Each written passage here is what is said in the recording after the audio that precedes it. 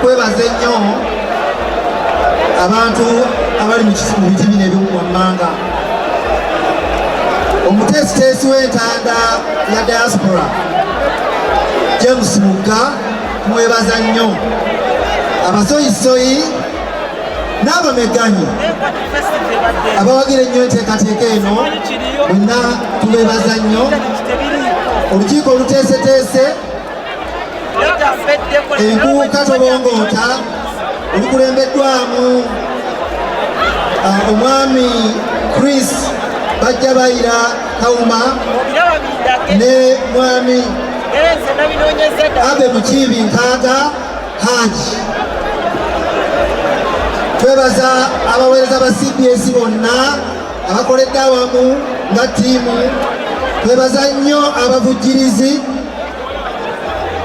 abatuwadde ensimbi n'obuyambi obw'enjawulo obutuyambye okuteekateeka omukolo guno omuli Home Connect Properties nga bano batunda ttaka, Samona Beauty Products, Abagazania nga nabo bali mu bya ttaka, Abasoda Peps, MTN, BBS Telefine yaffe, Ambie Swaraj, abamasomero ag'enjawulo ne Bakimeeme nga bano batunda mbuzi.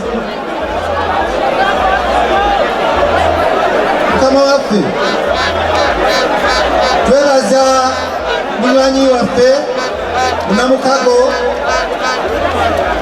Abitex wamwami Abe Musinguzi bwe twakwataganye naye okukola enteekateeka eno. Twebaza nnyo abawuliza ba CBS bonna naddala abo abeegattira mu kibiina kya CBS Fans Club. Twebaza nnyo olukiiko lwa boodi ya CBS oluwagira enteekateeka zonna ezivaamu ebirungi byetusobola okulaba wano. Twebaza mu ngeri enjawulo Naalinnya Lubuga olw'enterekereza byonna n'asobola okubaawo ng'omugenyi waffe ow'enjawulo. Twagaliza Mukama waffe Ssaabasajja Kabaka omwaka 2024 ogw'essanyu ogw'obuwanguzi n'obulamu obulungi. Ssaabasajja Kabaka awangaale. Tweyanzizanya tweyanzege.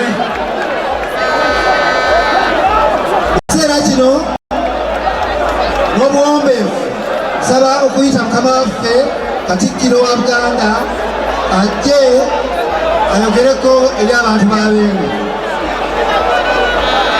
Bassebo ne bannyabo, Katikkiro ayogerako eri Obuganda. Engalo ez'amaanyi.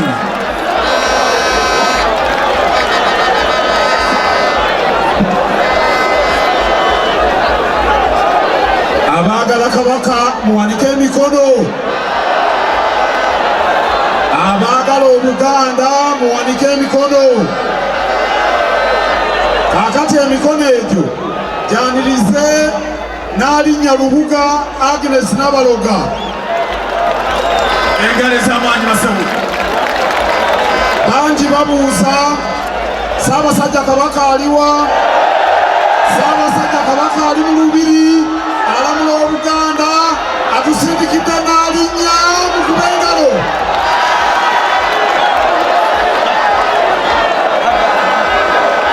Era tulina abaana b'eŋŋoma wano Omulangira Herbert Kateregga n'omuzaana weebali mubakubire mu ngalo. Tulina Omulangira David Kintu Wasajja, tulinaye muyima abavubuka nga mmwe mumukubire mu ngalo. Tulina Omulangira Richard Semakookiro mumukubire mu ngalo. Abagenyi abakulu bangi, Ssenkulu wa CBS abanjudde mubakubire mu ngalo.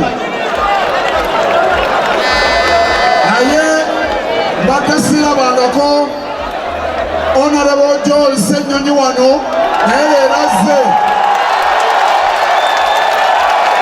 Kale n'abalala mbakubire engalo bwe zityo, ne Nnaalinya mukubire mu ngalo.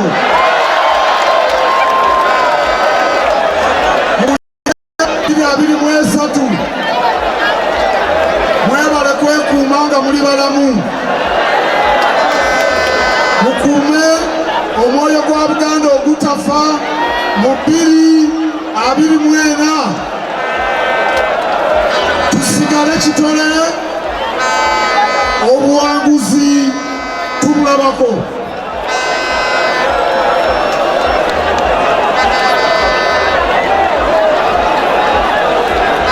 Bangi bakutte ebifaananyi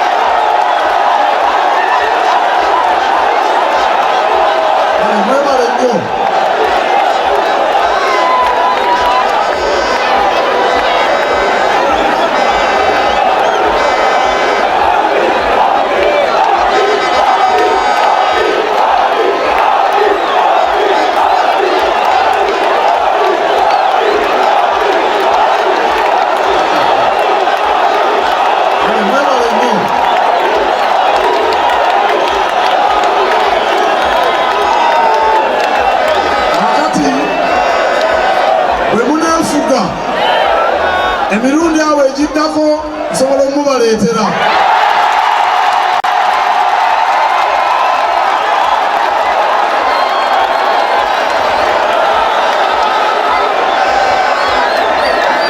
Nga bwe mbagamba bulijjo, ffenna Ssaabasajja Kabaka ye kitaffe. Ssaabasajja Kabaka y'azaala abannuupu. Ssaabasajja Kabaka y'azaala abeefugisi. Ssaabasajja Kabaka y'azaala abadiini. Ssaabasajja Kabaka y'azaala ab'NRM. Ssaabasajja Kabaka y'azaala Abakatoliki. Ssaabasajja Kabaka y'azaala Abasiraamu. Ssaabasajja Kabaka y'azaala Abaprotestante. Ssaabasajja Kabaka y'azaala Abalokole. Ssaabasajja Kabaka y'azaala Maama Fiina. Awo nno munsanyudde, n'olw'ensonga eyo kampite omuntu kitaffe Ssaabasajja Kabaka gwatusindikidde Nnaalinya Nabaloga atutuuseeko obubaka bwa Ssaabasajja Kabaka era atuggulirewo omwaka. Ssaabasajja Kabaka wangaala.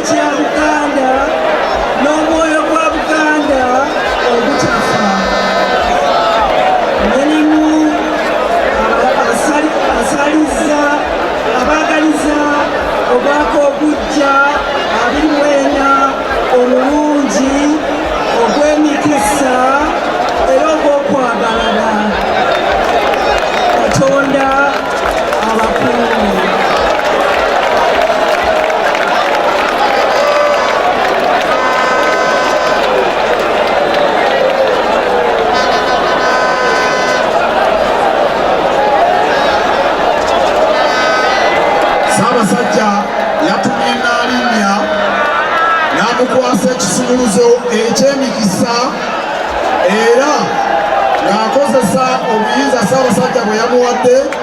Nnaalinnya agenda otuyingiza mu 2024. Batuyingiza omwaka nga bwe batumiddwa